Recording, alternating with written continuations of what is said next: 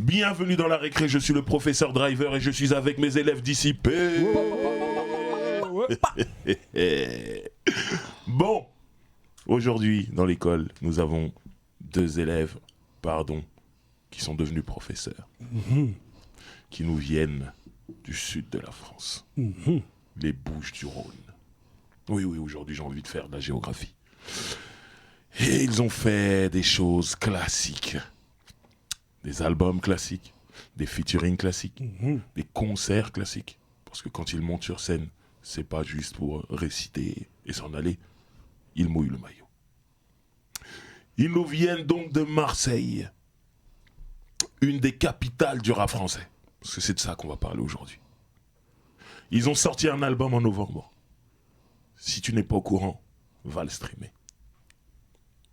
Je parle bien sûr du groupe légendaire qui s'appelle Troisième Œil. Comment allez-vous les gars ? Ça va bien, merci. Ça va, bonjour tout le monde. Et bon. On est content de vous recevoir. Merci. Content d'être ici aussi. Voilà. Je le regarde de temps en temps, c'est super. C'est agréable, c'est vraiment la classe. Moderne et tout, ça tue. Super, ça fait plaisir.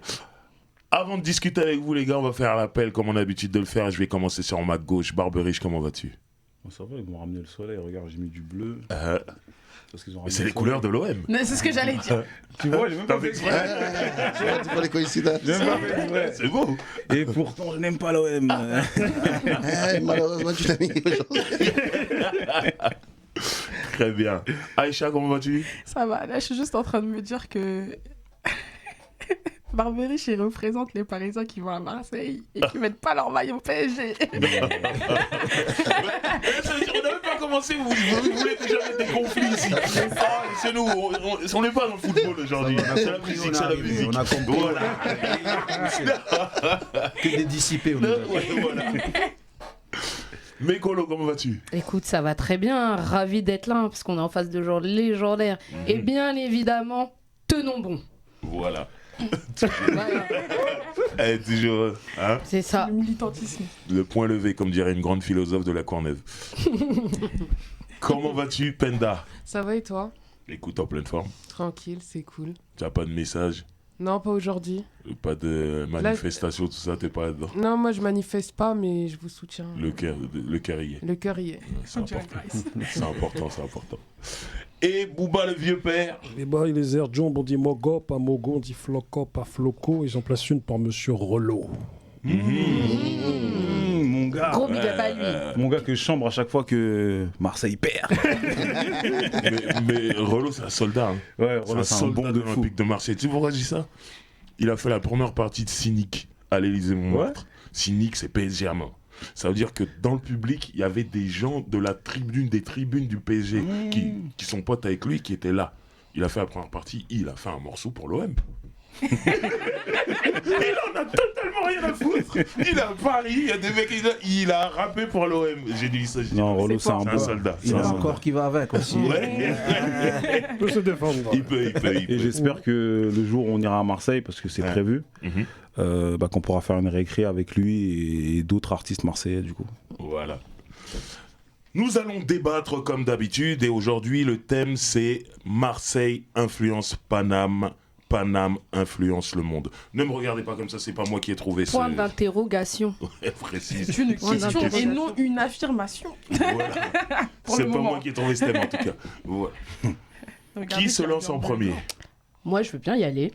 Et je dirais, bien sûr, en tant que bonne chauviniste bien parisienne du 18, c'est même pas Paris, c'est le 18e. Voilà. C'est encore autre chose. C'est un continent, le 18e. Voilà, exactement. Je dirais non à première, bien sûr. Mais si je regarde un peu plus précisément, notamment sur ces dernières années, il y a quand même un artiste qui a émergé à Marseille avec un style à lui et qui a influencé d'autres rappeurs. On voit des mecs qui font du style Jul en Bulgarie. Ah ouais, c'est ça, j'allais dire à l'échelle internationale. C'est ça. À l'échelle internationale, donc même pas, là pour le coup, même pas besoin de passer par Paname, même si moi en vrai ça me fait mal au cœur. Mais quand même préciser qu'à Paris, il y a beaucoup de gens qui rappent sur ce type d'instru. Aussi. Yes. Voilà. Bien sûr, aussi. Donc là, oui, bien, clairement, il y a une influence. Il y a toujours eu, fut un temps, il y a la dualité footballistique aussi, mais je pense que c'est des villes qui se répondaient aussi par leurs rappeurs, qui a les meilleurs karatékas, en fait. Il y avait aussi ce côté-là, c'était important. En fait, est-ce que, justement, c'est pas, ces deux villes-là ne s'influencent pas, en fait, entre elles, plus que... après, il y a des époques différentes, où peut-être...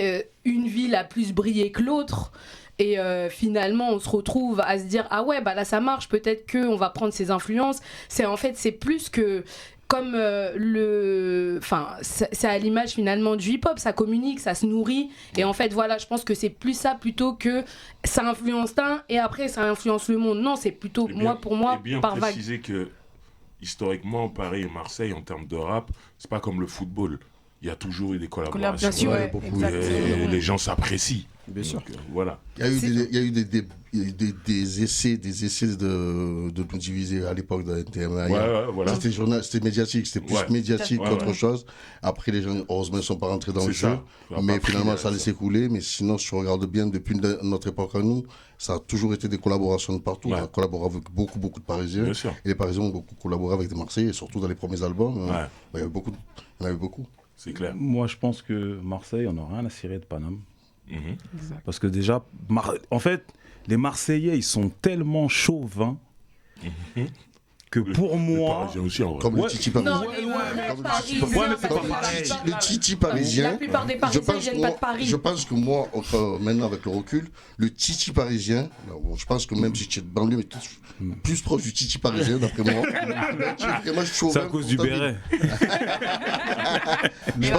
Moi, je dirais que c'était très pertinent. Là, il voulait aller, c'était très pertinent. En vrai, de vrai, c'était pertinent. Parce qu'en fait, moi, c'est vrai qu'on est chauvin. On est très, très chauvin. Et Marseille, en fait, c'est une ville, mais c'est surtout un pays dans le pays. C'est pour ça. En fait, c'est pour ça. C'est ça que je voulais dire. C'est-à-dire que, oui, il y a eu des collaborations de tout temps, mais la réalité, c'est que un Marseillais... Il est plus marseillais que français. C'est un truc de... C'est comme les Corses. C'est comme les Corses. Vous, sur les discours. C'est un pays. Moi, je sais pas s'il y a un Marseillais qui va, par exemple, dire « Ouais, moi, je suis pour PSG ». C'est impossible. Oh, ça arrive. Ça peut Les enfants d'aujourd'hui.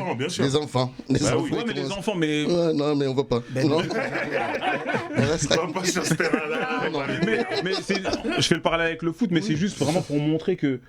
Mais non, moi, j'ai jamais vu quelqu'un de plus chauvin qu'un Marseillais. Et donc, du coup, dans le rap, moi, quand je regarde les styles, parce que là, on parle de rap, en fait, les Marseillais, ils ont leur rap.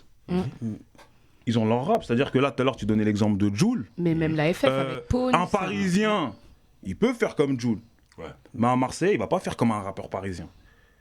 En tout cas, moi, c'est l'image que j'ai, moi, de ma fenêtre. Après, est-ce qu'il y a et là, je parle de beatmaking, est-ce qu'il y a un beatmaker parisien qui a créé un style comme Jul, il a créé un style? C'est ça aussi. Comme Pone à l'époque. Ou comme parce que même la rue marseillaise, par exemple, la rue, c'est pas la même rue que nous. Après, c'est une question, hein. Parce que dans les commentaires, on va dire, il y a machin, c'est une question. Mais Jul, ce type d'instru dont on parle, c'est très marqué. Donc en vérité, tu vas faire du Jul, du coup, t'as un Parisien qui fait un truc de Marseille. Mais faire du rap parisien, c'est quoi en fait le son? Non, en fait, quand je dis, c'est même pas forcément par rapport au son, parce que là, tu m'as parlé de beatmaking, mais moi, je te parle même dans l'identité. Tu vois, dans l'identité, c'est-à-dire qu'aujourd'hui, il y a des mecs de Paname. Parce que Jul, il fonctionne, ils vont faire du Jul, par exemple. Mais un mec de Marseille, moi, je le vois pas venir et rentrer, même quand c'est du rap de rue. Hein. Il a sa rue à lui. Et il va pas calquer le rap de rue parisien parce que c'est celui qui fonctionne. Moi, je connais pas de rappeurs parisiens qui calquent le rap de rue marseillais. Non, mais... ce qu'ils font, c'est vraiment... C'est pour ça, j'insiste, c'est le beatmaking, en vrai. Parce que pour moi, les Marseillais sont trop chauvins. Ils sont trop chauvins, c'est-à-dire que pour moi, ils en ont rien à cirer de... On va quand même pas leur reprocher d'être chauvins. Surtout dans le rap où il y a quand même ce truc de compétition. Moi, je trouve que c'est une bonne chose. Moi, je trouve je trouve surtout que c'est une bonne chose parce que les Marseillais, comparés à Paris et sa banlieue, ils sont beaucoup moins et ils ont eu un énorme impact. Moi, après, pour le coup, rap marseillais, voilà, je connais la FF, la Psychiatre, etc. Je suis pas la personne qui maîtrise le mieux, mais une chose est sûre, c'est que moi, quand j'écoute du rap marseillais, je me dis tout le temps, eux, ils ont un truc que nous on n'aura jamais. Le soleil, ça a une influence sur les gens, sur les gens, leur vibe, etc. L'énergie qu'ils dégagent, tu vois. Parce que honnêtement, bon après je pense aussi c'est le contraste avec l'accent, parce que ça aussi ça. Les intonations, je pense que c'est l'accent. Ça joue beaucoup. L'accent est fait, je pense. Moi je sais très bien que quand j'entends l'accent marseillais, ça me donne un effet de ils sont chaleureux. Il y a un truc, il y a une aura qui se dégage et c'est là aussi qu'on peut voir une certaine différence aussi dans les énergies captées. Voilà. Quelqu'un d'autre? Moi, ce que je dis, c'est que jadis. Jadis, c'est naguère. Soul Swing, IAM, FF, Troisième Œil, Freeman, Karim Leroy, Carré Rouge, 45 Niggas, je t'en parlais avec toi tout à l'heure. Parce que nous, à l'époque, bon, je reviens sur Grigny, mais parce que Grigny et Marseille, il y a des ressemblances, tu vois. Il y a des connexions entre rats. Barbu disait qu'il ne connaissait pas plus Chauvin que Marseillais. Moi, je connais pas plus Chauvin que Grignois aussi. Tu vois? Ça. Nous, chez nous, carrément, on fait un visa pour venir. Mais bon, ça, c'est un autre débat, tu vois. Et du coup, à l'époque, il y avait... J'en ai marre de cette école. Virez-les. Carrément, il a dit un visa. Mais parce qu'il y a Ça une mérite un conseil de discipline. Clairement. Puis à l'époque, il y avait 45 niggas qui venaient, tu vois. Et du coup, il y avait l'Algérino déjà dans ce groupe. Et il y avait un mec qui s'appelait Marteau. Comment il était chaud! Tu vois, il rappait, il était petit. Et nous, tu sais, à l'époque, les Parisiens, les gens de la banlieue parisienne, on n'avait pas l'habitude de voir des mecs pas des rappeurs marseillais venir, tu vois. Donc, et puis même, il n'y avait pas beaucoup de Parisiens, même dans les quartiers même aujourd'hui, même, hein, tu vois, il n'y a pas beaucoup de. Et du coup, les mecs, quand ils rappaient avec leur accent, et on kiffait. Dès que Marteau, il commençait à rapper, on comprenait pas tout.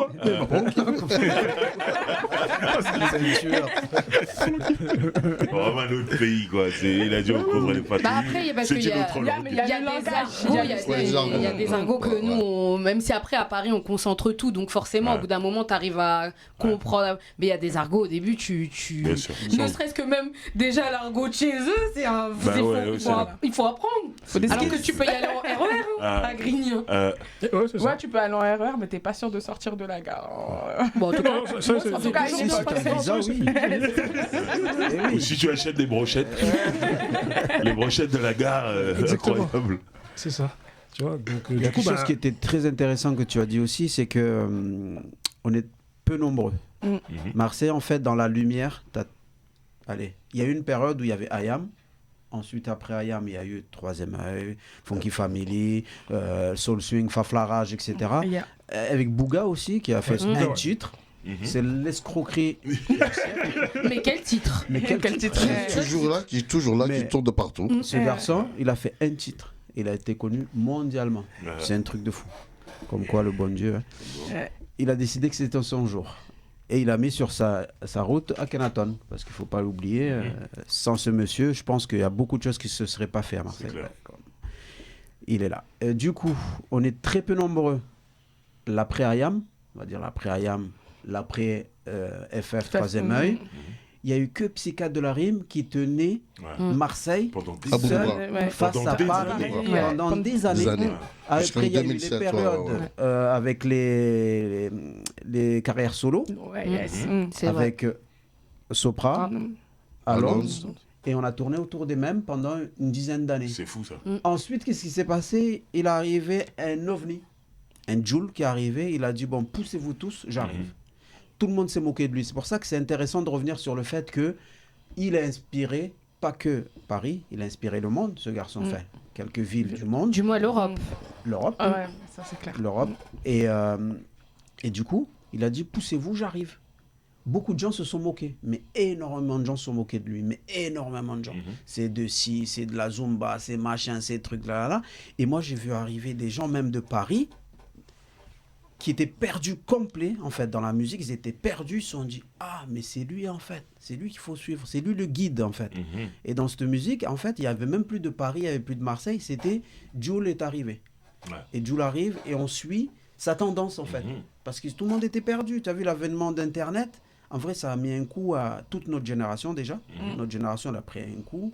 Et tout le monde ne savait plus comment faire, on était tous en panique. C'est aussi pour ça qu'il y a eu beaucoup de pauses pour certains, et d'autres qui ont voulu revenir avec des albums mais ne savaient plus comment revenir. Pour ça, ils ont testé plein de styles. Ils se sont essayés, avec plus ou moins de succès. En fait, parce que finalement, il y en a beaucoup qui se sont perdus. Et Jul est arrivé, il leur a dit, mais les gars, c'est moi, j'arrive. Avec beaucoup d'humilité par contre, hein, parce que pour le connaître, ce garçon, c'est vraiment quelqu'un qui est très humble et qui fait sa vie c'est la musique. Et du coup, il arrive avec son style. Et tu parlais tout à l'heure de beatmaker. Et clairement, en fait, déjà, c'est lui qui fait ses sons. Ensuite, à côté de ça, il a 2-3 beatmakers qui ne sont pas de Paris, ni de Marseille. Et qui sont pas de Paris, qui sont pas de Marseille. Et qui ont incarné ce style Jul. Ce qui fait que lui, en fait, avec tous les projets qu'il a à faire, il n'a pas une personne qui fait ses sons. C'est des gens qui se sont calqués à ce qu'il fait lui et qui savent très bien le faire aussi. Steph Baker, par exemple, qui est vraiment un monstre et qui est aujourd'hui, de gros artistes parisiens l'appellent énormément. Et là, à travers le style de Jul, en vérité, ils vont rechercher ce beatmaker pour pouvoir les amener là. Ouais, c'est clair. C'est malin. Oui, c'est malin. Sans Jul, en fait, ce qu'il y a de bien, c'est que ça, il perd pas non plus la filiation marseillaise parce qu'on reconnaît Pone dans sa musique. Moi, je suis l'époque FF, donc c'est vrai qu'au début, moi, ça me creuse-volé, j'avoue, moi, ça m'a pas parlé. J'étais là, la vérité. Ouais, d'accord, bon, on est où là? Mais tout le monde. Après, c'est quand je suis... pas se leurrer, tout le monde était pareil. Quand je suis rentrée dans le truc, je crois que ça doit être My World, réédition. Un morceau coucou. Là, j'ai dit, mais mince, mais c'est ça, mais oui, mais c'est un truc de ouf. Mais en fait, ça te rentre dans la peau, dans la tête. Et je trouve, et du coup, en écoutant, en poussant plus, je me dis, mais en fait, ce gars écoute les mêmes trucs que moi j'ai écouté. C'est un fan de l'AFF. Je reconnais les instrus up tempo, les machins. Et tu appuies vraiment sur quelque chose de vrai. C'est un fan de l'AFF. Et je pense que c'est un mec qui a beaucoup écouté les sons de l'album de l'AFF et des sons de Pone. Parce que tu sens vraiment des sonorités modernes, mais il y a du Pone derrière. Tu sens des beats qui courent assez speed, plus ou moins. Ouais. Ben c'est le côté up-tempo et ce qui faisait aussi la couleur du rap marseillais. C'est là où, par exemple, pour moi, Pone, il a donné une couleur. Tu vois, où je me dis, là, si on l'entend, je dis, ah ouais, je sais que ça, c'est Marseille. Il y a vraiment cette peut-être un peu moins IAM parce que c'est une autre manière et on était moins, mais je trouve que il y a vraiment ce côté. Pone était plus orchestral, voilà, on va dire ça. C'est le même truc, mais il était plus orchestral parce qu'il connaissait la musique. Mais Jul, c'est le même truc, mais avec des ordi d'aujourd'hui, mais c'est vraiment l'univers, c'est le même. Et tu le sens, tu sens que c'est marseillais direct. C'est ça, ouais. Tu sens qu'il y a cette filiation et que après qu'on reprend partout. Par exemple, c'est vrai, Steph Baker, c'est un nom, c'est un gros beatmaker en France aujourd'hui, même si on n'entend pas trop. Il a un petit tag, il me semble. On en parlait tout à l'heure, mais voilà. C'est important. Mais, c'est important. Heureusement qu'il est là, le tag. Mais c'est vrai qu'il y a ce... En tout cas, là, sur les 15-20 dernières années, là, tu sens qu'il y a cette espèce d'identité vraiment marquée Marseille. Différente, vraiment différente déjà, ne serait-ce que dans les sonorités, en fait. Vraiment différente. Après, bien sûr que quand il se raconte, si on parle du Vélodrome, je saurais que c'est pas Paris. Il y a aussi le storytelling après de comment tu racontes ta ville qui est différent aussi. Est-ce que je voudrais comparer deux époques, la vôtre, celle où il y avait les chroniques de Mars, tout ça même un peu avant, où vraiment Marseille était en haut de l'affiche, et la période d'aujourd'hui. Quelle comparaison vous pourriez faire entre ces deux époques? Parce que à ces deux époques, Marseille est vraiment en haut. Moi, la vraie différence, c'est que aujourd'hui, et je crois qu'on en a parlé un petit peu tout à l'heure en disant que Jul a été une locomotive pour cette nouvelle, enfin pas cette nouvelle génération, pour le rap marseillais de cette époque, de cette période-là, puisqu'il a réussi quand même à faire 2 compiles qui pour moi feront date. Et du coup, ça a permis justement de remettre de la lumière sur aussi bien des artistes qui étaient oubliés, on va dire, oubliés du grand public, mais aussi, surtout, il a vraiment mis de la lumière. Des découvertes. Et il a fait des découvertes. Aujourd'hui, la différence entre notre époque, s'il n'y avait pas eu Jul, c'est-à-dire qu'il avait mis en lumière, qui avait fait ces 2 compiles, je vais essayer de les mettre de côté pour comparer, parce que sinon c'est compliqué pour moi. Si on met de côté ces 2 compiles, je dirais que, parce que c'est pas dans la tête de tous, le partage, en fait, le problème de ce qui se passe à Marseille aujourd'hui, c'est que Marseille, oui, influence Paris ou l'Europe, ok, mais Marseille est aussi influencé par Paris. Dans le sens où, businessment parlant, les artistes d'aujourd'hui se comportent comme les artistes parisiens qui sont un peu plus fermés et qui sont moins ouverts à partager, à donner. C'est qu'est-ce que ça va m'apporter? Voilà, on en est à là aujourd'hui. Qu'est-ce que ça va m'apporter de faire un titre avec Troisième œil? Qu'est-ce que ça va m'apporter? Combien de vues je vais avoir? Combien de machins? Combien de trucs? Qu'est-ce que ça va m'apporter d'être avec un groupe, je veux dire aujourd'hui, un 45 Niggas, eh ben, même avec tout l'amour qu'il pourrait avoir pour ces gens-là, il ne ferait pas de feat avec eux. C'est-à-dire que le feat aujourd'hui n'est plus automatique, n'est plus on fait parce que par amour de la musique ou par amour de la personne qu'on a en face de nous. C'est... Mais du coup, ça rend Jul encore plus super-héros. Mais carrément, en fait. Parce carrément. que lui, il va à l'encontre de carrément. tout ça. Il fait... et en plus, il fait avec notre génération et avec la nouvelle génération. Ouais. Et le mot qu'il a toujours sorti, c'est « je te fais la passe ». Et tu marques ou tu marques pas, c'est ton problème, mais je te fais la passe. Moi, je te fais la passe. Nous, on a travaillé sur un projet avec lui, avec ce projet-là, mais on a aussi travaillé un autre titre avec lui, qui nous appartient à nous. Ben, le mec, quand on l'a vu, on discute avec lui, on dit, ouais, on voudrait faire un titre ensemble et tout. Il dit, mais les gars, avec sa petite voix, tu vois, mais les gars, mais il n'y a pas de problème, c'est tranquille, on le fait... Moi, j'ouvre la porte, je fais la passe. Il a encore l'amour de la musique. Il a encore l'amour et la passion, malgré, on peut parler d'argent ou tout ce qu'on veut. Sûr. Ce mec-là, c'est pas pour l'argent qu'il fait. Quand tu vois qu'aujourd'hui, il est encore, comme il est, son état d'esprit, sa vie, comme il se comporte, il est encore comme si c'était le gamin qui découvre la musique. Lui, quand il voit les artistes, imagine Jul, quand il nous a vu à nous, c'est cette forme de respect que tu as pour... Et ça, je l'ai pas vu chez plein de rappeurs. Le mec, il te regarde presque, il est gêné, le tonton, il parle au tonton qu'il a écouté et tout, je te dis waouh, alors que nous, on sait que Jul, et pas plein qui en ont moins fait que lui, aurait été aujourd'hui, mais bon, c'est l'humain qui est comme ça. Mais aujourd'hui, ce monsieur, moi je l'appelle le monsieur tellement, comme il dit, cette force d'humilité qu'il a, il la transmet, il l'amène de partout et il veut juste partager. Comme il dit, je te fais la passe et à toi de voir maintenant, mon ami. Et la différence du coup avec cette génération et la nôtre, c'est que nous on était partageurs, on partageait. On vivait le truc. C'est-à-dire que FF, par exemple, était en concert à Bordeaux. Nous, c'était pas notre concert. Mais écoute, vous partez à Bordeaux, 1 heure avant, vous partez à Bordeaux. Allez, on part.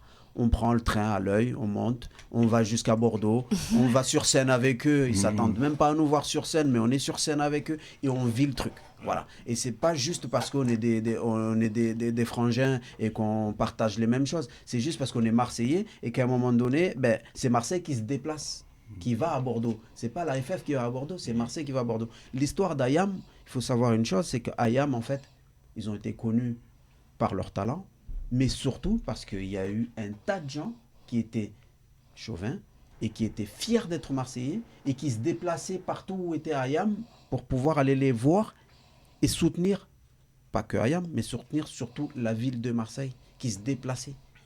Moi, je me rappelle c'était en 89, j'étais à Bercy avec Ayam pour la première partie de Madonna. Et c'est ça qui m'a donné envie, quand j'ai vu Akhenaton rapper sur scène, en première partie de Madonna, c'est ça qui m'a donné envie de faire de la musique. C'est ça qui m'a donné envie. Je me suis dit, je serai comme lui, un jour je serai comme lui. Quelques années après, 6 ans après, 7 ans, on a été signé par eux. Tu vois? Donc, ça veut dire qu'à un moment donné, tu as envie, tu vas, tu partages, tu vas, et il laissait les portes ouvertes. Aujourd'hui, les gens, ils sont tellement... c'est pour ça que je dis que Marseille est influencé, de ce côté-là, est influencé par Paris, parce que je sais que tout est verrouillé sur Paris. C'est-à-dire que c'est des équipes, c'est... Il faut avoir les contacts. C'est pas le réseau, c'est pas un tel. Il n'y a plus cette qualité d'album qu'on sait, qu'on se dit... Toi, par exemple, j'écoute un album, l'album de Troisième œil, il est sorti, je l'ai pas streamé, mais il tue l'album. C'est plus comme à l'époque où ce bouche à oreille venait, qu'on se dit, oh putain, je vais écouter curieux. Maintenant, c'est ce que l'autre te dit de faire, ben tiens, je clique, je suis, on n'écoute même plus ce qui se passe à côté. Ouais, c'est fou.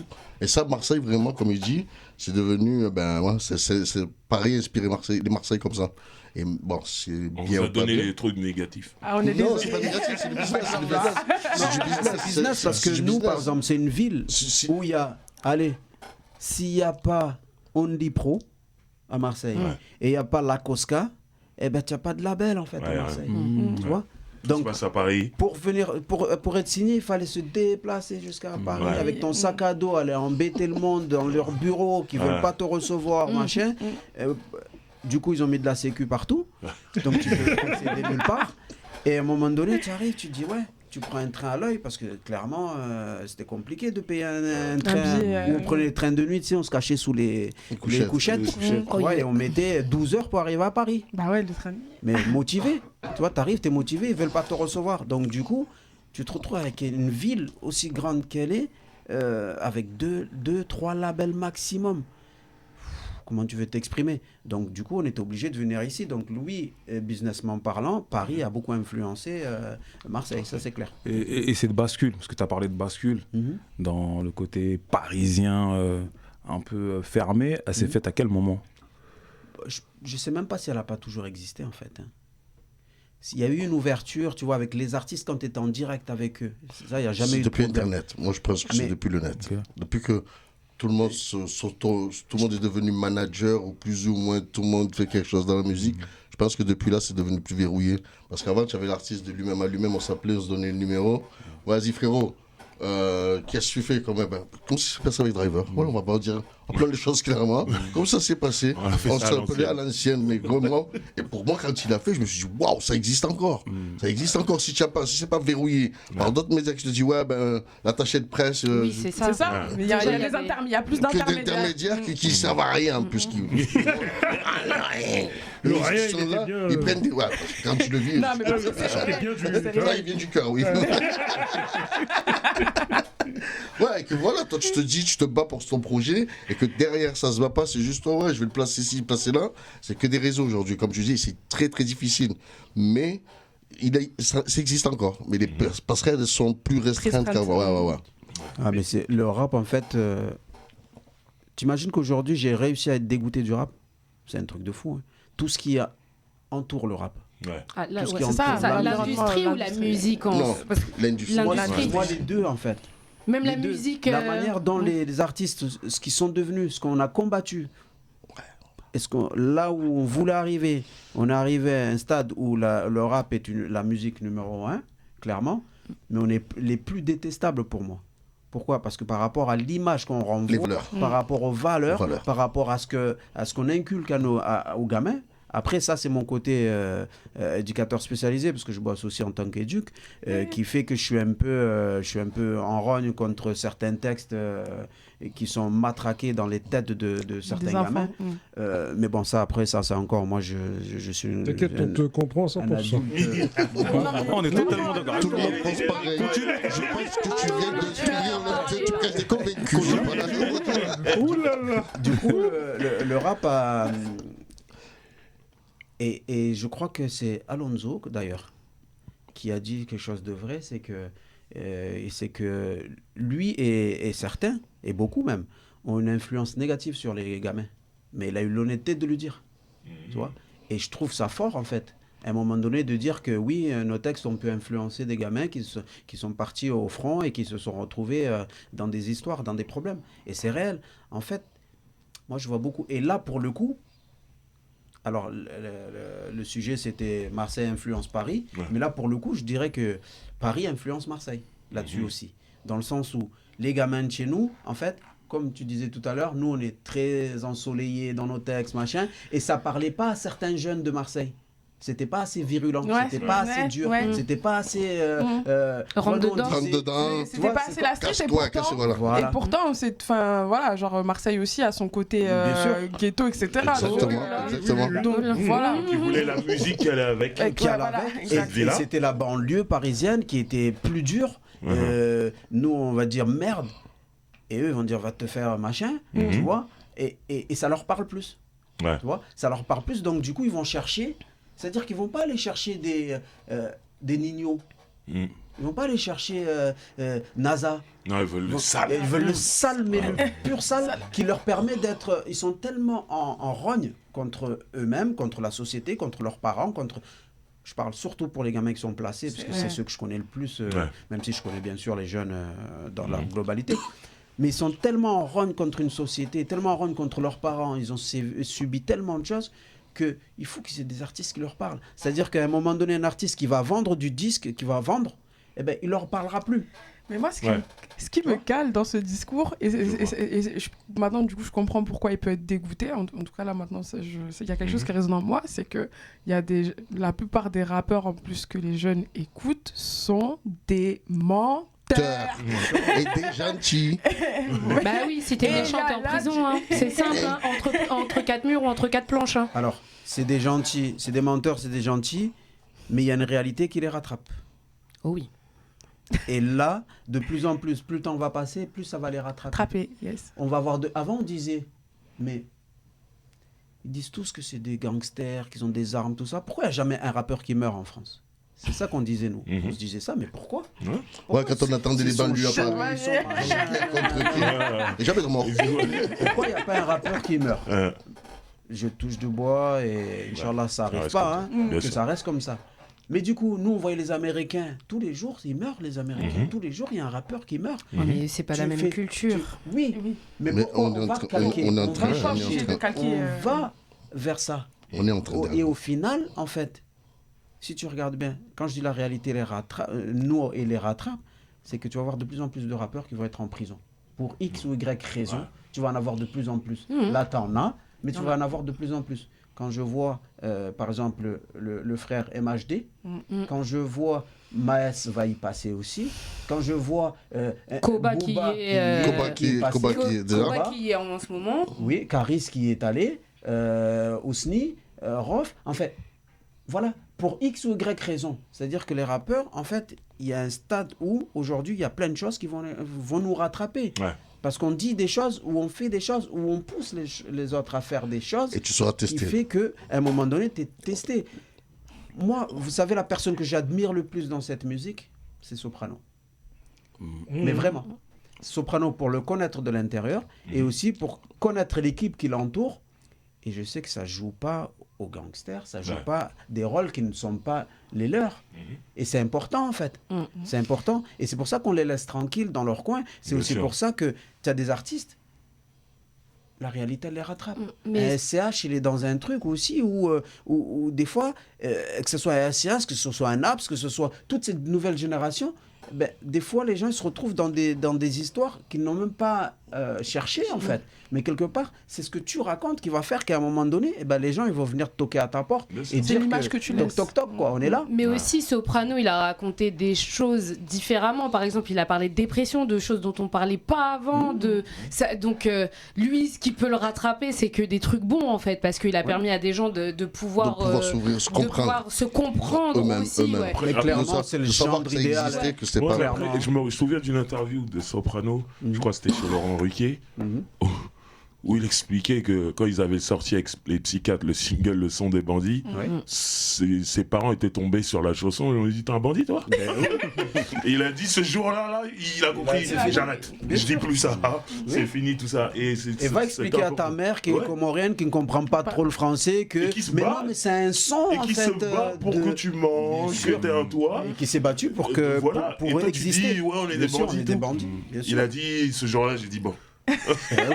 On va changer. Mais ça, tu vois ce que tu dis là, c'est très très important. C'est très important. Parce qu'aujourd'hui, j'ai l'impression que, tu vois, que ce soit les artistes ou les jeunes, tu vois, parce que moi, souvent, je pointe du doigt les jeunes qui se mettent en bas des bâtiments, et je me dis, mais les parents, les voisins, vous faites pas attention, ça vous dérange pas? Et bah, il y a cette perte de valeur, de principe. Et je reviens à ce que tu disais, frérot, c'est que, bah, on y arrive. On est en train d'y arriver parce que même, tu vois, aujourd'hui, certains véhiculent des images, d'accord, donc vraies ou fausses, et ils sont obligés de coller avec cette image. Donc ils sont obligés d'avoir les actes du moment qu'ils ont voulu qui vont avec cette image. Parce qu'aujourd'hui, il y a de la surenchère. Aujourd'hui, tu as les réseaux sociaux où il y a des inconnus qui viennent, qui te saucent, qui te testent et tout. Et malheureusement, tu es tellement enfermé dans ton image et t'es obligé de faire des dingueries. Tu sais, ça me fait penser à 6ix9ine en fait, quand tu dis ça. Ça me fait grave penser à 6ix9ine. C'est un peu ce profil. C'est genre, il a fini en prise. Je crois que là, il lui arrive un sale truc. Il s'est fait dégommer. Mais bon, il s'est juste fait frapper. Mais bon. C'est le prémisse de ce qui va arriver là pas longtemps. Quand tu dis, voilà, ça te rattrape en fait. Je pense qu'il est un peu l'illustration de ce truc où il a voulu jouer avec des codes aussi qui. Après, bon, le rap US, c'est encore autre chose. Et en plus, ils ont pas la même. La valeur de la vie humaine chez eux, elle est vraiment pas la même que chez nous. Non, mais vraiment. Par contre, ça, c'est un truc. Il faut. Et ils envoient des gens. Ils sont pauvres, hein. Ils ont une Chico pour 10 bouches. À partir de ce moment où t'as un pays comme ça, je suis désolée. Il faut que la viande soit tendre. Une Chico pour 10 bouches. Elle déchire cette expression. Mais c'est la vérité. Tu disais que tu en avais marre du rap, en tout cas de l'industrie. Et du coup, qu'est-ce qui vous a poussé à faire le projet là? La passion, déjà de 1, et le public. On est quand même un groupe, la scène, c'est ce qui nous a fait. Et aujourd'hui, quand tu fais des concerts pendant des années, que tu reviens des années après, que les gens sont presque nostalgiques, te regardent et te disent putain, j'écoute plus du rap, maintenant j'écoute Rire et Chanson, j'écoute Chéri FM, ça me parle plus, je reviens à la musique des années 80 où j'ai bloqué sur les années 90. Quelque part, ça nous touche à nous aussi parce qu'on est quand même un peu devenu comme ça, parce que ça ne nous parle pas en même temps. Ce qui se fait aujourd'hui, c'est normal, c'est notre époque. Mais à partir de là, tu te dis, le public, quand tu vois le public, c'est un truc qui ne s'explique pas, je ne peux pas te dire. Et quand nous, on avait un peu la fibre qui commençait à revenir et tout, et on n'a jamais voulu partir. C'était des situations qui ont fait qu'on a été un peu mis à l'écart, parce qu'en même temps, quand tu l'ouvres trop, mon ami, dans l'industrie, il faut dire qu'il faut être beau, danser un peu, malheureusement c'est. Et à partir de là... T'as dit que t'étais Marseillais, il fallait mettre que du soleil, danser. Voilà, mais les gars, mais putain, vous devriez faire des... Non, mais alors que Marseille, ça n'a jamais été ça musicalement. Non, West Coast, c'est ça le paradoxe. Il y a eu Je danse le Mia, mais après on a écouté. Il y a Demain c'est loin, que des trucs de il y a Mystère et Suspense, enfin je veux dire... c'est vrai que, mais justement, pour en revenir à ce que je disais, putain, j'ai perdu le fil. Oui, par rapport à la musique, aujourd'hui, le changement, il vient de cette époque-là. Ce que vous dites depuis tout à l'heure, on a parlé de paradoxe tout de suite, tu vois. Et ce qui est paradoxal, c'est que Marseille, quand on voit la carte postale, c'est un peu comme les Antilles, tu vois. Ouais. Tu sais, on est en mode oh mais frère, on y va, on est pas lié et tout. Enfin, en tout cas, c'est. T'as l'impression que c'est un dom-tom. Après, quand tu grattes. Quand il y a les études et les statistiques en termes de violence et en termes de délinquance. Quand tu disais tout à l'heure, quand tu es à Marseille, c'est beau, les petits plats, tout ça. C'est vrai, tu as ce côté. C'est vrai, quand tu regardes la vie en elle-même, mais le côté où tu grattes, comme tu dis, c'est vraiment la merde. C'est pire que la merde. Mais tu le sens. Après, c'est pour ça que je dis, il y a ce côté 18e au bord de la mer. Tu vois, il y a le côté quartier populaire. Il peut y avoir un côté un peu dur aussi. Complètement dur. Même l'époque où les bâtiments se sont effondrés. Et là où c'est paradoxal, c'est que le rap de Marseille de l'époque, il n'était pas dans cette revendication de. Tu sais, comme ça se fait à Paris aujourd'hui, toi. C'est-à-dire, c'est là où je dis que c'est paradoxal parce que, nous, aujourd'hui, moi, j'ai des petits, là. Toi-même, t'es éducateur spécialisé. Moi, je suis dans l'insertion sociale, tu vois. Et j'ai des petits, en fait, ils vont travailler à Marseille. Ils vont bosser à Marseille. C'est-à-dire, ils reçoivent des trucs sur Snap. Ouais, sur Snap. J'ai vu ça. En mode genre. Et des Marseillais montent sur Paris. Il y a des mercatos, il y a des échanges. Moi, j'ai fait d'un pote, c'est comme ça qu'il s'est fait avoir. Il a reçu un truc sur Snap. Et ils font tout. Lettre d'attestation. Autorisation parentale, tout. Comme ça, tes parents découverts. Ils croient que tu pars en colonie ou tu pars dans un truc. Et à Marseille. Ah ouais. Et tu bosses. Et tu peux plus bouger. Attention, maintenant, une fois que tu t'es pris là-bas, le minot il reste là-bas, il est condamné à rester là. Si tu veux le sortir, il faut que ta famille elle paye pour pouvoir le sortir de là. Nous, on a eu un ami à nous que carrément on le connaît. Il a dû sortir de l'argent pour sortir son fils du business. Incroyable. Mais il y a des gens qui sont partis, qui sont venus de Belgique jusqu'à Marseille. Marseille, en fait, c'est devenu... c'est très attractif de ce côté-là. Et malheureusement, Internet n'a pas fait que du bien.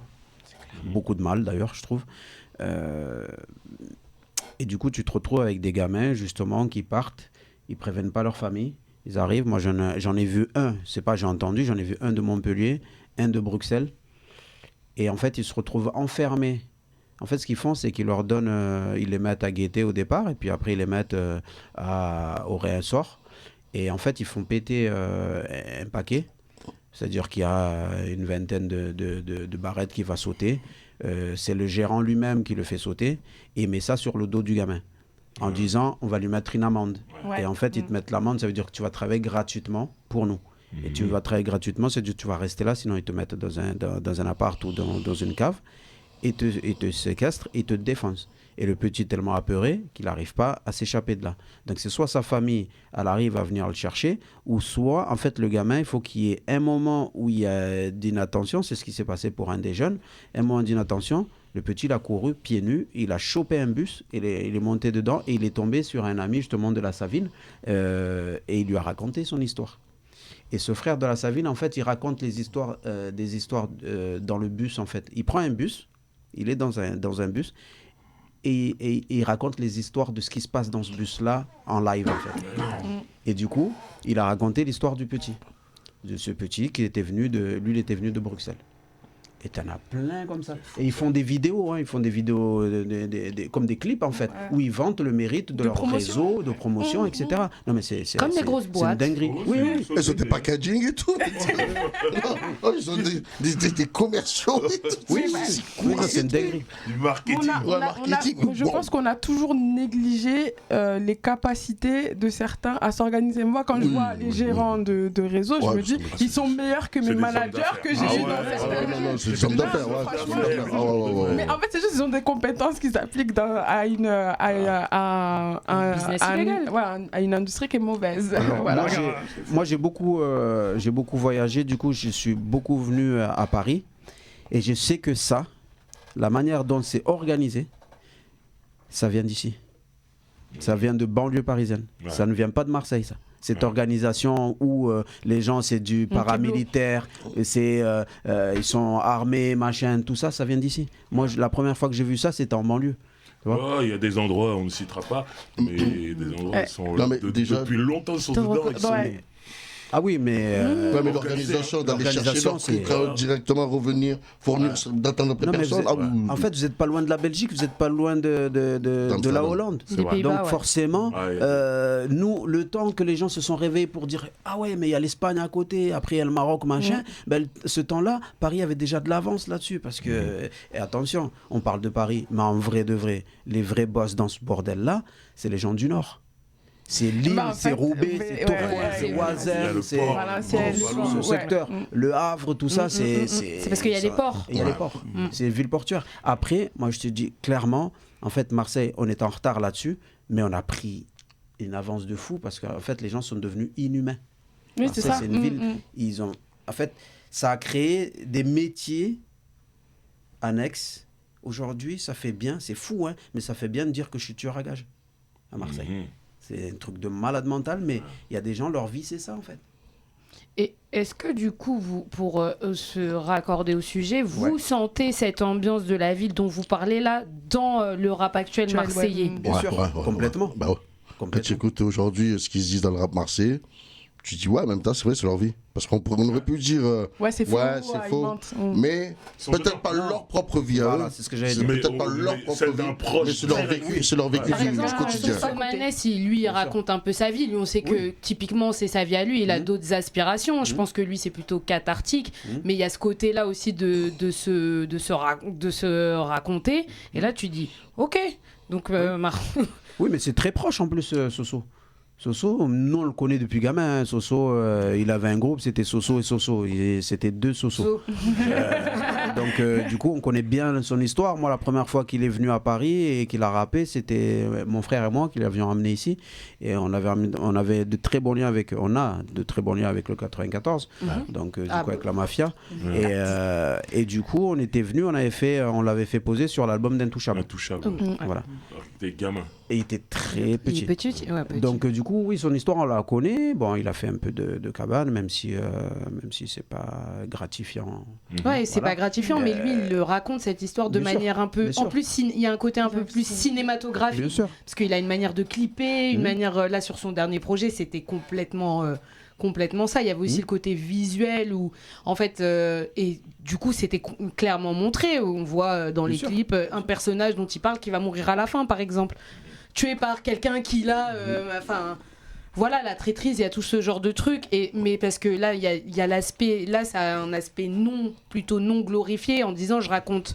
C'est plutôt autobiographique. Et il y a l'aspect, ouais, c'est ça. Est-ce qu'il y a cet aspect qui est hyper glorifié, en fait. Bien sûr. Et vendeur. Ouais. Clairement, vendeur. Aujourd'hui, si tu fais... qui veut ce rap-là. Mais le pire, c'est... Mais vraiment, même... le bobo ou le riche de je sais pas quel endroit, c'est ça qu'ils aiment. C'est ça qu'il va aimer. Comme un bon film d'action. Voilà. Tu te regardes, tu dis... Et là, il y a ce petit truc où, contrairement au film d'action, tu te dis, ça peut être vrai. Ouais. Donc ça peut exciter un certain public. C'est ça. Mais ça peut être faussé aussi dans la tête de gamins de 14 ans qui sont en marge, qui sont perdus, qui n'ont pas de repères. Et c'est dur pour un éducateur spécialisé aujourd'hui ou un éducateur tout court. C'est dur de travailler aujourd'hui avec les jeunes. C'est-à-dire qu'un éducateur comme toi, des fois, tu dois te battre contre le rap alors que toi-même t'es rappeur. Mais moi, je me bats tous les jours contre le rap. Alors que toi-même t'es rappeur, c'est fou. Moi-même, je suis rappeur et je suis même resté... Il est obligé même, quelque part, ce qu'il va pas le dire, mais je le dis, il était même obligé, pas obligé, quelque part son intelligence, c'est qu'un jour il a amené les petits avec qui il travaille au foyer, qui écoutent ce genre de rap-là. Le jour où on avait sorti notre album, il les a tous invités, les petits. Les petits de son foyer qui connaissaient Mohamed, l'éducateur, mais qui ne connaissaient pas Bossouane. Et il les a fait venir. Et moi, j'ai vu dans les yeux de ces petits-là, ce jour-là, parce que je ne lui ai même jamais dit, j'ai vu dans les yeux de ces petits un peu d'espoir. Parce que s'ils ont vu que le rap, c'est pas forcément que de la violence, que des trucs bizarres, qu'ils voyaient des gens gentils qui se souriaient tous entre eux, que voilà, c'était quelque chose de jovial, pas forcément que des insultes, des trucs négatifs. Et là, ce jour-là, j'ai vu ces minous, ils étaient super contents de chanter nos chansons. Et tu te dis quand même, ça, ce qu'il fait, c'est courageux. C'est bien ça. On va le faire. Mais honnêtement, et il en faut, et je pense qu'il faut des gens de terrain, des gens qui ont vraiment vécu des trucs pour pouvoir expliquer à ces gamins. Parce qu'aujourd'hui, le gamin à l'école, il ne va pas écouter. Il ne va pas écouter son prof, même si son prof va lui expliquer. L'éducation nationale, ils peuvent faire ce qu'ils veulent. Ils n'entendent plus, ils ne les voient plus. Ils ne les voient plus, les profs. Quand tu as mis une autre de 14 ans, de 10 ans, il se met devant sa prof, il dit vas-y, question. À partir de là, tu ne peux plus les tenir. Mais c'est normal. Enfin, excusez-moi, désolé de couper, mais c'est parce que aussi il y a beaucoup de fois, j'ai entendu beaucoup de fois, même Booba et Barbery, je pense que vous pourrez confirmer, quand tu te retrouves devant un professeur qui lui fait son 1500 € par mois, toi dans ta tête tu dis ouais, en fait, lui il fait genre il m'enseigne quelque chose. Il y a des petits là avec tout ce qu'ils entendent, etc. Ils sont totalement biaisés et ils partent du principe qu'en fait ils ont même plus besoin, ils ont plus besoin de mecs comme ça, de gens comme ça pour avancer parce qu'ils s'estiment que voilà, ils vont aller dans la rue potentiellement. Mais ça revient quand même. Parce qu'à notre époque aussi, le prof, quand il était en face de nous, il gagnait le même salaire.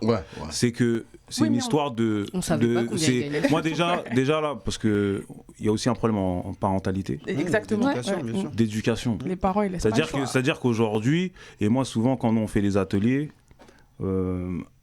avec Booba, moi, je dis qu'on fait partie des premières générations dont les parents sont des anciens mecs de banlieue, de Kaira. Avant, nos parents à nous, ils venaient de l'immigration, ils n'étaient pas là-dedans. Ils n'étaient pas là-dedans. Aujourd'hui, nous, en tout cas votre génération et après la mienne, on est les premiers parents où nous, si on a vécu le quartier, nous, si on a fait ci, on écoute la même musique que les petits. Et le rap déjà une réalité. C'est là où l'éducation, parce que même si le mec il gagne 1200 €, respecte-le. Parce qu'il se lève le matin. Toi, tu te lèves pas le matin, toi. Parce que le respect, moi j'ai le respect pour ceux qui se lèvent le matin. Et c'est là où le parent et en tout cas les adultes qui entourent l'enfant, ils ont une place centrale. C'est que même si tu gagnes 900 €, au moins les 900 €, c'est toi qui vas les chercher. Et c'est ça qui est important. Parce qu'aujourd'hui, il y a des petits, ils sont là, ok, RSA, ceci, cela, plein d'aides, plein de trucs. Mais le plus gratifiant, c'est quoi ? C'est de se lever, d'avoir la sueur qui tombe et de se dire, même si j'ai que 800 balles, mais c'est moi qui les ai gagnés. Alors, et bien sûr que j'aspire à plus. Je sais pas si on se dirait c'est gratifiant, mais. Non, mais c'est. Non, mais ça, c'est censé être la vision qu'on aimerait que les gens ils aient, mais malheureusement, c'est pas forcément le problème d'éducation. Non, mais là, parce que c'est déjà faux. C'est déjà les données sont faussées par rapport aux rappeurs. quand les rappeurs commencent à aligner de l'argent, à montrer des ci, des là, les Leur location, à donner des chiffres. Des chiffres. Moi, je prends 30 cabarans durant 10 minutes. C'est ça. Ferme ta gueule. Mais ils disent même pas qu'ils sont intermittents, ils expliquent même pas la réalité. Ils expliquent même pas que la SACEM elle arrive tous les 6 mois, tous les trucs comme ça. Et ils expliquent même pas que les avances c'est un crédit. Ils expliquent pas ça. Mais crédit avec des gros taux d'intérêt. Des très gros taux d'intérêt. Bah ouais, nous on connaît nous. C'est-à-dire que il y a des rappeurs, ils sont là, ok, quand tu les vois dans les clips, ils sont propres sur eux, mais c'est chaud. Nous, en étant éducateurs ou quoi, on se prend plus qu'eux. Et ça, faut le dire, ça. Que nous, par exemple, en tant qu'éducateurs, ou nous, avec Booba, quand on va faire nos ateliers, on prend plus que les rappeurs. Certains. Moi, je parle plus Oui, certains, parce que bien entendu, il y en a qui gagnent beaucoup, mais c'est juste pour remettre les choses. En fait, et c'est important, et parce que aujourd'hui, tout à l'heure, on parlait des réseaux sociaux, et c'est ça le problème des réseaux sociaux. C'est que ça met en avant certaines choses qui sont fausses. C'est fake, c'est du virtuel. Faut pas oublier que ça reste du virtuel.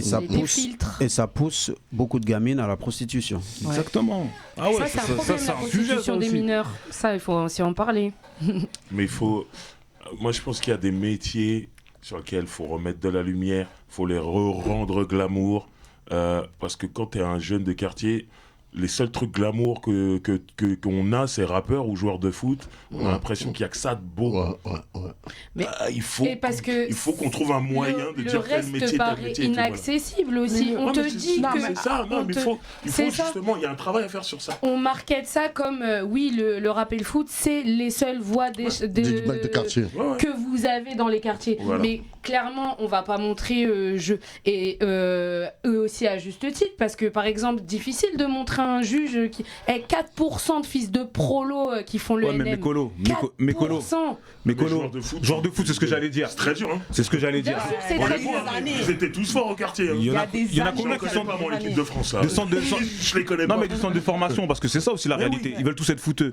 Mais t'as vu quand t'es dans un centre de formation. Après c'est une discipline, mais c'est un métier. Tu vois ce que je veux dire quand tu vas dans un centre de formation, parce qu'il y a beaucoup de petits. Ouais, moi je suis au centre là. Mais il y en a combien? Moi j'ai un petit frère qui est pro. Il y en a qui étaient plus forts que lui. Et au bout du compte, quand tu regardes qui joue, tu vois, c'est discipliné. Et il y a l'accompagnement aussi, parce qu'il faut qu'il y ait les parents. Il faut accompagner tous les samedis, tous les dimanches. Parce que du coup, c'est pas facile d'être fouteux, parce que les gens ils pensent que ouais, je suis fort au quartier, ouais, je suis. Non, mais je dis pas, il y a rien qui est facile dans la vie. Être rappeur, c'est pas facile non plus. C'est clair. En vrai, si tu veux être à la place de Jul aujourd'hui, si on compte le nombre de rappeurs qui arrivent pas à avoir de carrière, ils sont plus nombreux que ceux qui en ont. Oui, bien sûr. Ça, c'est une réalité. Mais c'est comme pareil pour le foot. Le problème après, c'est le travail, l'assiduité, comment t'es entouré. Il y a plein de choses. Et l'envie. Mais en fait, ce qu'il faut montrer, c'est qu'il y a d'autres voies en fait. C'est ça que je dis. Il y a d'autres voies. Trouver un moyen. Mais on leur montre pas. On leur donne pas. Plus funky aussi. Mais c'est difficile de sentir, je sais pas. Devenir même avocat légitime. De se sentir même reconnu là-dedans. Tu vois pas de gens qui te ressemblent. Mais c'est ce que je te dis. C'est difficile. On nous les montre pas. Ouais. On nous les montre pas non plus. Il faut les montrer. Il faudrait les montrer. Je suis totalement d'accord. Mais ces personnes-là aussi, elles existent. Après, je pense que c'est juste que quand... Parce que on peut dire plein de choses. Moi aussi, j'étais en foyer quand j'étais petite. J'aurais pu très bien partir en cacahuète, littéralement. Dieu merci, ça s'est passé autrement. Après, il y a aussi la hargne, la curiosité. Est-ce que tu as envie d'y aller ou pas, en fait? Il y a l'époque qui joue aussi. Ouais, mais aussi, il faut se rappeler qu'il y a l'époque aussi qui vient interférer. Tous les humains ne sont pas pareils. Non, mais il y en a qui, c'est pas très grave, mais ils ont des QI négatifs. Je suis désolée. Et parce que je crois qu'on va bientôt terminer, mais quel rapport vous avez à Marseille? Parce que c'est vrai que nous, souvent dans nos débats, on dit que la nouvelle génération balaye d'un revers de main le passé. Vous, ça se passe comment à Marseille? Nous, on a le respect de tous, donc ça c'est important déjà. Quand on nous croise, que ce soit les jeunes et moins jeunes, on sait la place qu'on a, en vrai. Même si on est très humble, on est des gens qui essaient de rester à leur place. Et des fois même, on nous dit qu'on se dévalue trop. Mais en tout cas, on est à une place qui est la nôtre, c'est-à-dire respectée de tous, qui ont fait l'histoire. clairement. Moi, je suis assez fier de dire aujourd'hui que je fais partie de l'histoire et que Marseille n'arrivera jamais, même si avec une super gomme venue du futur, ils n'arriveront jamais à effacer le nom de Troisième œil de l'histoire de cette ville. Et il y a des gens qui ont... L'histoire du rap, oui. ouais. Et il y a des gens qui ont essayé quand même. Ah ouais. Oui. Ah, bien sûr. Ah, des gens qui vont essayer de vous éteindre. Oui, enfin, d'effacer un peu ce qu'on a pu avoir comme impact. Réécrire l'histoire. Clairement, réécrire l'histoire, c'est bien ça, parce que par exemple, il y a eu, c'était un reportage. Sur France. C'était pour France. France 5, je crois, France 5. Ah, le truc sur Marseille.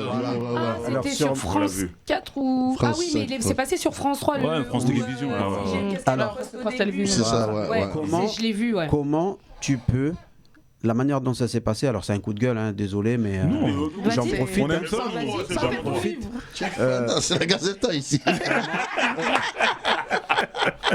Comment tu peux faire un reportage sur Marseille, donner du temps à Ayam, beaucoup de temps à Ayam, beaucoup de temps à Psychiatre de la Rime, beaucoup à FF, et rien sur Troisième œil. Ça veut dire que tu n'es pas de Marseille, ou tu n'es pas français. Tu vois, tu peux être italien, vouloir faire un reportage sur Marseille et te planter complet.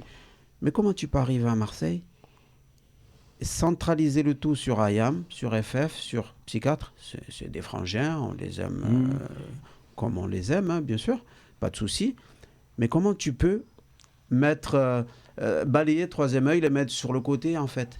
Comment c'est possible? Rien que le morceau Taxi, normalement, ne te permet pas de le faire, ça. Tu vois? Donc, ils l'ont fait. Et on est monté au créneau. Pourquoi? En fait, ce qu'ils ont fait, c'est qu'ils nous ont juste cité à un moment, voilà. Et comment... Je crois qu'il y est même pas, mais moi, on me voit à un moment. Si, parce il me semble. Parce que tu es en studio, on est en studio, on fait le truc. Moi, je l'ai vu le docu, mais pourquoi on me voit? C'est parce qu'en fait, c'est Relo, encore une fois, big up à ce grand monsieur, qui enregistrait un morceau avec Shuriken, Mino, Faflarage et nous. Et à un moment donné, eh ben en fait, il les a invités à venir. Et eux, ils ne savaient même pas qu'on était là, en vrai. Ça veut dire que si ce jour-là, je n'étais pas présent, eh ben on ne parlait pas de Troisième œil dans ce reportage. Donc, comment tu te fous de la gueule du monde, en fait? Comment tu peux faire un reportage sur Marseille et nous zapper? C'est pas possible. C'est qui a pas bien fait son boulot. Qui a fait le reportage? Parce que la personne qui a fait ça, en fait, comment ils se sont défendus? Soi-disant, c'est une commande de la chaîne, machin. Bah voilà. Oui, les femmes, des commandes. Moi, j'ai pas envie de le faire s'il n'y a pas eux, en fait. Et à quel moment tu peux te permettre de faire un reportage sans nous? Vous savez ce que moi j'ai fait? Je suis allé faire une petite vidéo, chose que je ne fais jamais. J'ai fait une petite vidéo et en fait, je l'ai fait à la Marseillaise, en fait, clairement. J'ai été chercher un morceau. Tu te rappelles du morceau Mangez-moi, mangez-moi? Ah, mangez-moi, ouais. Et ben, je suis allé prendre ça. Je me suis filmé chez moi en disant, mais tu vois, je me suis tenu la tête. Tu vois, en commentaire de leur truc, je me suis tenu la tête et j'ai mis cette chanson. Pied de nez à leur bordel, quoi, en fait. Et ils étaient tous en panique. Ils étaient tous en panique. Ils l'ont appelé, ils ont appelé des gens que je connais, machin. Personne n'a osé m'appeler, bien sûr. Ils ont appelé tout le monde pour dire qu'est-ce qui arrive? Pourquoi Boss il est énervé? Pourquoi, machin? Comment, pourquoi? Comment tu peux pas recréer on fait l'histoire de cette ville avant même, au-delà même de Troisième œil. On n'a pas le temps d'en parler, mais avant même le Troisième œil, moi j'ai fait partie de l'histoire de cette ville, en fait. J'ai été sur le pavé, je me suis battu pour que cette ville existe sur la carte de France, dans le rap, avant même d'être Troisième œil. Parce que j'ai fait partie de l'histoire à son début, avec Ayam, qui ne s'appelait même pas Ayam. C'était à l'époque de B-Boy Stance, de Criminosical Posse, tout ça. Des chasseurs de skinhead, on a fait partie de cette mouvance-là, nous. Donc, parce qu'on venait, encore une fois, Paris nous a influencé là-dessus. Bah ça, c'est une bonne influence. Vous voyez, tout ce qui était Dookie Boys, les Black Dragons, c'est toute cette mouvance-là. Ben nous, on venait de là, on le rapatriait sur Marseille et on se construisait comme Public Enemy. En fait, nous, on était un peu comme Public Enemy, c'est-à-dire on avait une fraction pour tout ce qui était militaire, chasseurs de skinhead, et on avait le côté, on rappe sur le côté, on avait des danseurs, etc. Enfin bref, tout ça pour dire que Troisième œil, même une gomme magique ne pourra pas l'enlever. Donc du coup, oui, on fait partie de cette histoire et on l'a marqué au fer rouge et voilà, on continue notre bonhomme de chemin, on continue à faire des concerts, on continue à faire des projets. Et les gens commencent à se rendre compte que clairement, il va falloir compter avec nous au jour d'aujourd'hui. Donc c'est important. Après, Marseille, elle vous porte aussi en fierté parce que Bien tu sûr. dis que vous marchez tranquille, les artistes limite de. Enfin, voilà, on ils vous connaissent salue, leur on vous histoire quand même. reconnaît. J'irai même plus loin. C'est même pas que Marseille, c'est la communauté comorienne. Parce que c'est encore autre Ça, chose. c'est encore autre chose. C'est encore autre chose. Ça, mais c'est un je veux débat, dire, on c'est fera une autre fierté, émission, on en parle. la Comorie. C'est important. on est une vraie Parce que fierté même pour, dans le rap, c'est important. Bien sûr. Une très grande Bien place. Ouais, Très grande place. c'est les ancêtres des Congolais aujourd'hui. C'est ce que j'allais dire. On en a parlé hier en interview, en disant c'est vrai que la communauté comorienne a beaucoup influencé le rap, et 80% des rappeurs marseillais étaient comoriens. Et après, tu as aujourd'hui, le Congo est en train de prendre une place forte dans le rap. Quoi. Et tous les Comoriens d'Île-de-France, ils ont un cousin à À Marseille. Ils vont au pays. C'est ça. Ils vont au pays. Toujours Marseille, c'est la C'est la capitale des Comores. C'est vrai, c'est Bien vrai. sûr. C'est beau, c'est beau. En tout cas, merci à vous d'être passés, les gars. Merci vraiment. Merci de cette. Merci En tout cas, Ah pour ouais. le discours et tout. Cette classe, même votre classe. Voilà. Un peu turbulente, mais ça Est-ce va. que tout le monde, Très, très. Est-ce que tout le monde passe en classe supérieure Il y aura le conseil de classe. Mais rappelez, s'il vous plaît, Yes. le titre de l'album. Alors, c'est Renaissance. Voilà. On le trouve sur toutes les plateformes. La de bonne partout. renaissance, pas l'autre. Ouais. Voilà. La nôtre, elle est toujours bonne. Non, la bonne renaissance, très bonne, même. D'ailleurs, on parle d'école. Il y a un titre que je vous conseille vraiment. C'est pas parce que c'est notre album. Mémoire. Mais il y a un titre qu'il faut écouter, c'est Mémoire. Vraiment. C'est un titre qui parle. Qui vous parlera, je pense. Ça parlera. Ok. Ok. Pas qu'à lui. Non, mais lui, c'est qui des remontés. Il a Non, les deux, ils ont des bons arguments. Non, déjà Marseille. Mais c'est Non, moi je suis convaincue, c'est la deuxième ville de mon cœur. Hein. Alors moi, Marseille. Elle a dit tout à l'heure, direct. Ouais. Booba, Non, si vous voulez je dirais terminer. juste, voilà, tout à l'heure je faisais des citations, mais voilà, Frobé Sat Hill, Chronique de Mars qui Bien va sûr. arriver, le prochain, tu vois. Bien sûr. Tout à l'heure on parlait de Jul, mais en vérité, dans cet amas et dans ce monde qui est devenu un peu dur, est-ce que le comportement de Jul, est-ce qu'il n'est pas juste normal en vérité? Parce qu'avant, c'était comment dire, c'était coutumier d'être comme ça. Bien sûr. D'être comme ça et d'être là, et d'être respectueux et tout ça, tu vois. Tout à fait. Et moi, ce que je me dis, c'est que voilà, pour de vrai, vous êtes des légendes, les frères. Tu vois. Merci Vous êtes beaucoup. des légendes, tu vois. Et Grigny, Marseille, il y a un combat en commun, tu vois. mais voilà, n'oublions pas le Raluciano aussi, tu vois. Ouais. Bien sûr. J'ai vu qu'il a fait un son avec Iqbal récemment. Yes. Mode de vie béton Ton style. style. Et si Laura Luciano, vous pourriez lui dire viens à la récré, ce serait magnifique. Je sais qu'il fait pas d'émission. Mais là, je pense qu'on peut peut-être négocier ça. Je ne te garantis rien, mais là, il est en train de. On verra, mais je lui en parlerai en tout cas. On lui en parlera que c'est l'endroit où il faut être. Tu vois, et pour finir, tu as vu tout à l'heure, on parlait beaucoup de ce qui se passe un peu dans les quartiers et dans le rap. Et en fait, tu as vu, moi, le parallèle que je fais entre le quartier et le rap, c'est ce phénomène de dynastie. C'est-à-dire que dans les quartiers aujourd'hui, il y a un phénomène de dynastie. C'est-à-dire que les petits qui sont dehors, c'est les enfants des mecs qui ont grandi Bien dans sûr. les quartiers, comme disait Ouais. Barberiche. Et même les petits qui sont dans le rap aujourd'hui, c'est les enfants des anciens rappeurs. Tu vois, quand tu vois. Pour certains. Quand tu vois comment il s'appelle le refrain aujourd'hui qu'en Thaïlande. Ah oui, c'est. Seth Gecko. C'est Gecko, son fils qui est rap. Oui, Démon, Bah, c'est- JMKS, Voilà. le fils De chill, ouais. Donc aujourd'hui, on est là-dedans et vous êtes des légendes et vous avez influencé aussi des mecs comme REDK, comme Relo, comme je cite. REDK. Yep. Ouais, c'est quelque Très chose. fort. Hein. C'est Très, quelqu'un. très sous-évalué, mais sous. Non. Là, on pourrait Les dire gens, sous-côté.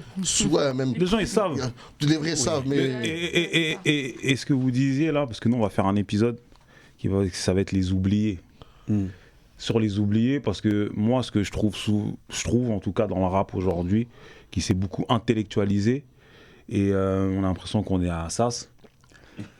À un moment donné, faut arrêter de réécrire l'histoire. Moi, c'est ça que j'allais dire. Faut Le problème, arrêter. il est là, hein. Faut arrêter de réécrire l'histoire, et c'est pour ça que merci pour le discours que vous avez eu, authentique. Merci Driver aussi pour featuring.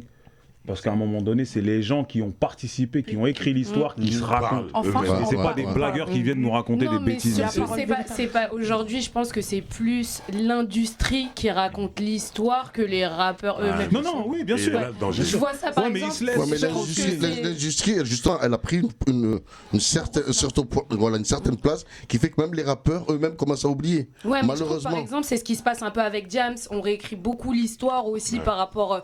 Il y a ce qu'elle a vécu. et on réécrit beaucoup. On dit ah ouais mais c'est le rap féminin, ouais mais ça a invisibilisé toutes les autres rappeuses qui ont pu exister carrément. Et comme elle parle peu, ouais, voilà. vous en profitez pour. Et vraiment, on finit, tu vois. Je suis Marseille, le morceau m'a donné la larme à l'œil. Tu vois, quand j'ai entendu le sample de Là où je vis de Shuriken, c'était refait, je vois Kenaton qui rappe. J'étais perdu.